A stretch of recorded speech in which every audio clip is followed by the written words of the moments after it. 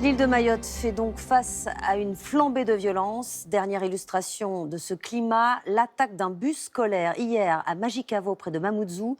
Les assaillants s'en sont pris aux jeunes passagers à coups de machette. Il pourrait s'agir d'une expédition punitive après des affrontements qui ont fait un mort le week-end dernier. Le récit de Mathieu Boisseau avec les équipes de Mayotte la première. À l'avant du car, 2 impacts énormes. Et sur le flanc droit, de nombreuses vitres brisées. À bord du véhicule hier, il y avait selon des témoins une trentaine d'élèves qui se rendaient à l'école. Voici l'intérieur. Des morceaux de verre un peu partout.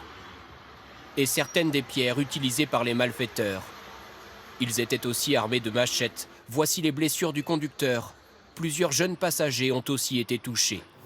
Une journaliste de Mayotte Première a filmé ces scènes de confusion et panique quelques minutes après l'agression. Les premiers blessés que j'ai vus étaient sur le bas-côté. Je voyais un jeune de 12 ans à peu près. Il avait reçu un coup de machette sur le crâne. Il saignait et il était prostré. L'attaque a eu lieu hier aux alentours de 13 h, près d'un arrêt de bus à Majicavo, au nord de Mamoudzou.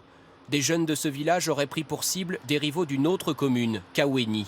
Le week-end dernier, c'est un homme de 20 ans, originaire de Kaweni, qui a été tué à coups de machette.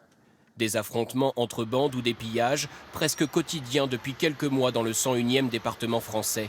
Et les cars scolaires en sont souvent le théâtre. Sur ces images de vidéosurveillance, une autre attaque, en septembre. Un jeune homme s'infiltre avec une machette, choisit ses cibles et les frappe. Nous avons décidé de ne pas diffuser la suite.